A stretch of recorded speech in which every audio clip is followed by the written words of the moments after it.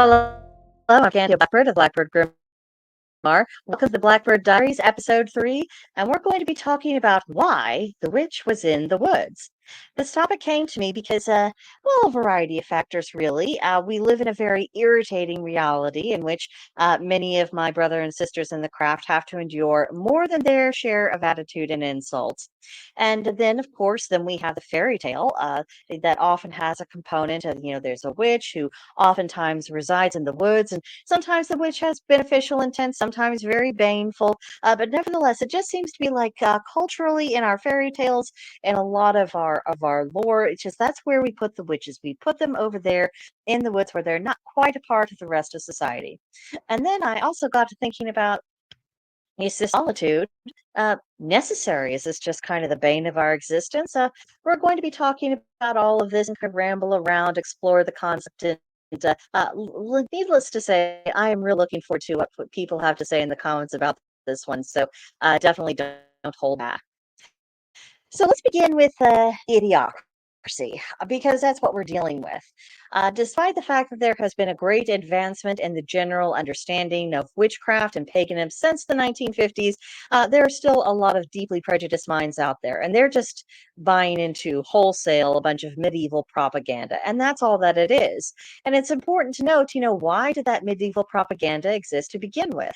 Well, because the church was trying to take root and gain power. They needed to remove people's old spiritual practices. They wanted to create and increase their hold over the kings. That's one of the reasons why they went after the kings for the conversion, and why they said, oh, if you make your people be Christian, then we have the divine right of kings. So if they rebel against you, that's rebelling against God.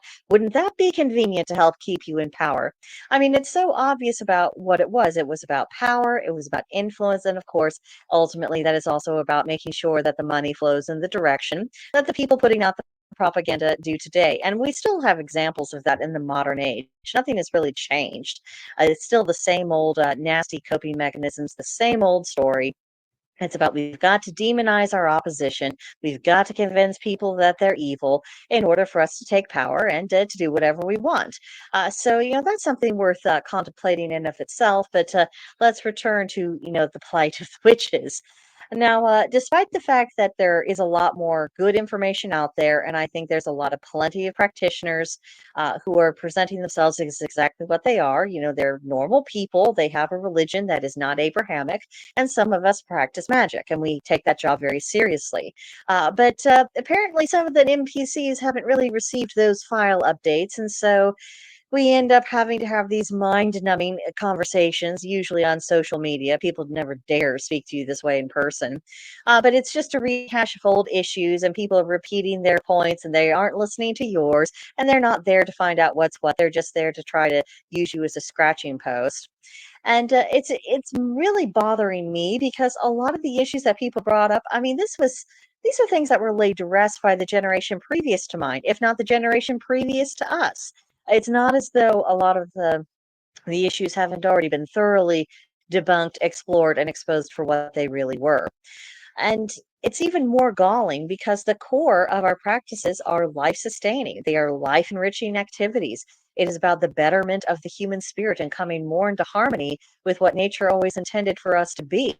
So, the idea that we're inherently a bane or danger to our neighbors and we're filled with evil intent, I mean, that's so preposterous. It's amazing that even has to be said now. But, here we are, and as usual, we're here because there are idiots in the world.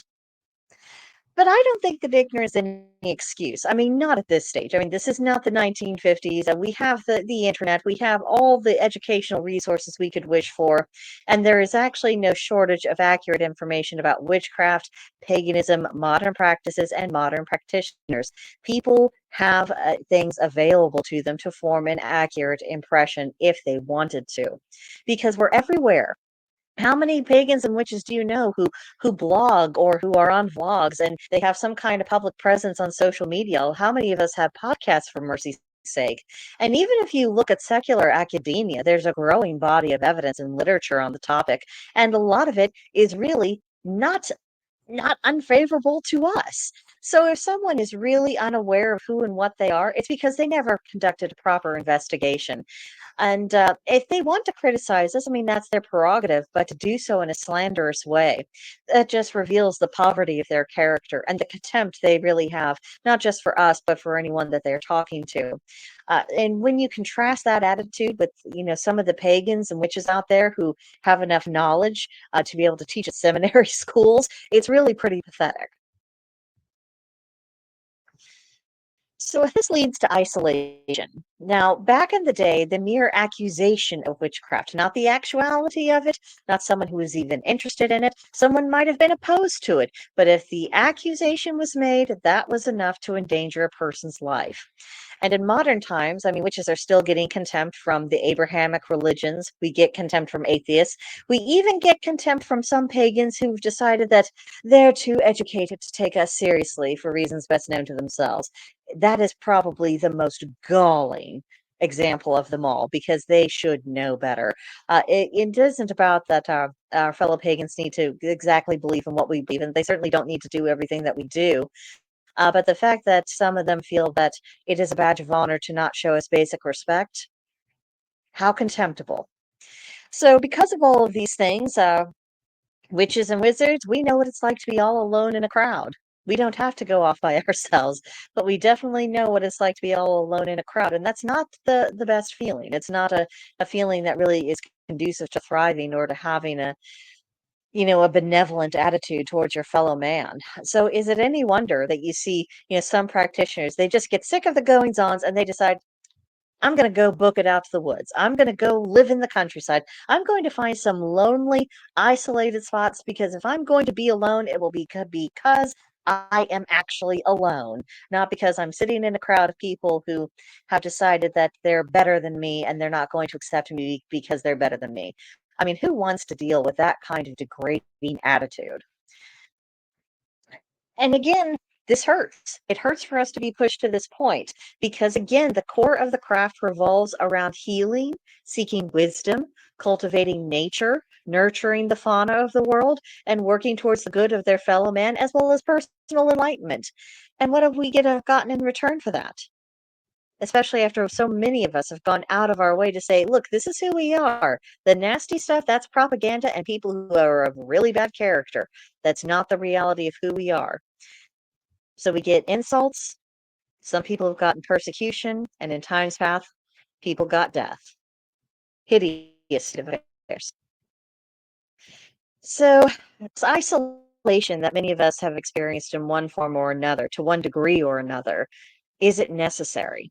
Are witches doomed to be forever alone and only able to find solace amongst those who practice the craft? Is being part of a broader community really beyond our reach? Now, before you get too gloomy over there, I personally don't think that's the case. Times and attitudes are changing, however slowly, however irritatingly slowly for that matter. And oftentimes, the nature of our job as practitioners, it's going to involve other people. And what a waste of our skills and talents if this cycle of isolation and distrust and degradation is just mindlessly perpetuated forever. I mean, do we really believe that's why the God gave us the gifts that we have, and why the gods are so active in the world right now? Do they share their wisdom with us and render us their aid just for nothing? Or is it possible that we're actually at the beginning of a change in the cycles and that it's time to move into a new rhythm and open our ideas that perhaps our horizons are going to be expanded? Perhaps we are going to have more connections amongst human beings and people of our own society than what existed in prior centuries. So, let's go into those wilds because every good adventure story involves going into the wilds in some sense of the term. And spiritually, people may come to a point where they feel like they're in the wilderness. And then when they're lost and they're searching through things, they don't know where they are. They don't know how to discover where they are. And then sometimes they happen upon the proverbial, witch in the woods, metaphorically speaking. And that can be a moment of relief for them rather than fear. I mean, if you're lost and you came upon signs of habitation in an isolated place, and then if you encountered a person disposed to be friendly and honorable and hospitable, that would be greatly reassuring that everything's going to turn out all right in the end. So, in that context, being that witch in the woods is essentially being that kindly stranger who's going to help someone in their journey. And that's a very good thing, and it's an honorable purpose. So when we look at it from that light, being the witch in the woods isn't about banishment from others or self-imposed exile because of people's bad behaviors, but rather it's about being available to spiritual travelers. And we don't have to go out literally to a cabin in the woods to make this happen. Simply being around is enough, and being available for people to find through whatever means that can be how we serve that purpose. So that takes us to social media, doesn't it? Now, in social media, at least in my experience, I find to myself having the sensation of being isolated in a forest of other voices, and all of those voices are pretty much as obscure as I am, and no one's really getting the attention of anyone or anything. And then at the same time, it feels as though you have your house on a busy public thoroughfare and you never have a moment's peace. It's very strange having those sensations coexist all at the same time, but that's what it feels like. There's a reason why people are so unhinged on social media. It's because even if people aren't necessarily thinking about that or articulating it, they are still feeling that sensation, that contradiction, and it's not very comfortable. But despite all that, I do remain on social media because it's still the best way to share information about the path. And also, it's the best way to share perspective that might be useful. I mean, I've been at this for more than a decade now. I have a bit of experience. So someone might find it helpful. And, just, and even so, I mean, whether or not anyone really listens to me, that isn't really the point. What matters is that something is being said, and people who encounter it, they have something to work with as they go on their own journey. It's that light within the forest revealing a path, and hopefully that does prove helpful to some people. And at any rate, it is sufficient motivation to carry on just for that prospect of hope, the potential of doing good. So let's move on to in real life, because ultimately I hope we have a lot more in real life encounters. But modern practice is not this absolute dichotomy between being a solitary or being part of a coven. Even if you never worship in common with others or work magic in concert with others, the idea that anyone should have to choose between having no company in your path and then having nothing but company, that really strikes me as odd. It strikes me as being a feature of past eras, not something that we have to carry on with today. Solitude should really be a choice, and it should be a choice that's being made as needed, not. Well, not for other motivations, which I'm about to get into, so I'll carry right along. If I'm personally retreating into this, witch in the woods mode, I'm withdrawing and I'm going, into my little woods, and I'm going to be there for a while. It's because I have a need for greater reflection. I need to be removed from distractions in order to sort something out. And I try not to do this. I try not to retreat because of ill mannered idiots or out of any desire to hide away from the world.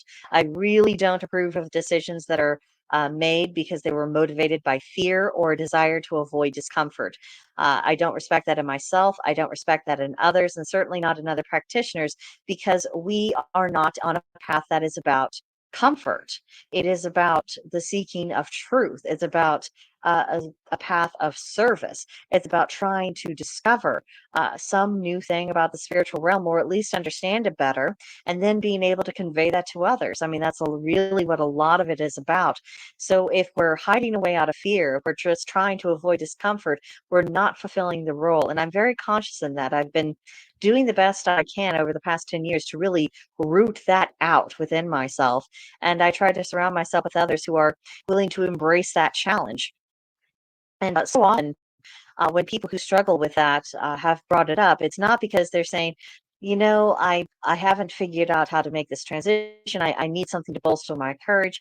Do you have advice? Do you have perspective? Do you have ideas that I could try to where I could, also similarly emerge from my fear, emerge from seeking out my comfort zone? That's not generally why the subject comes up. Usually people are looking for absolution. Don't hold it against me. Don't require me to do this. Don't have any kind of expectation that I might have to live up to something because I like my little comfort zone. And if no one knows about me or what I believe, then they can never hurt me for it. You see the difference in attitudes, and you see why I respect the former but not the latter. This brings us to the inner temple because most of us are not so lucky to have nice little cottages tucked away in the woods that are secure and private where we can just be our full witchy selves. Not the reality, more's the pity. However, what we do possess are our inner landscapes, and we can visualize whatever environment we wish when we go into meditation. And there's something that just feels right and comforting about envisioning this idyllic woodland in which to rest, to restore, and to meet up with any other consciousnesses that I might bump into when I'm in that meditative state. It has a sense of home and belonging that's very difficult to recreate in the waking world. Which is really brings me to a reminder about the very nature of witches. We have one foot on each side of the veil. We are bound to walk that boundary. It's what our path means. So we have to create our own comforts. As either world on either side of the veil, it's not going to be fully at home for us, and it's not going to remake itself to accommodate our unique needs. This is another reason why crafting our own witchy homes is so very important to us, because we're not going to have those considerations come for elsewhere automatically. So, my final thought on the subject: why is the witch in the woods? Sometimes because of bad manners. Sometimes the witch is fleeing for safety. Sometimes for the preservation of sanity. Sometimes to be a light to others. And sometimes in order to commune. We walk this existence in which we witches we are alone, and yet we are never alone. We are active and we are passive. We are here, we are there. We are contradictions and we are the reconciliations of those contradictions. We are the darkness, we are the light. We are agents of chaos, we are imposers of orders. We are all of these things, and that's what it means to walk in the craft, to be a witch. And that's why we need our havens, and that's why I think the witch is in the woods. So those are my 2 cents, and now I look forward to reading your comments to let me know what you think about this in general. And I think we could have some very interesting discussions about this. So again, don't hold back. I would love to hear what you think and what you have to say, and I hope you will share those thoughts. But I think that'll do it for right now. Thank you very much for listening. I will see you next week in another episode. Bye for now.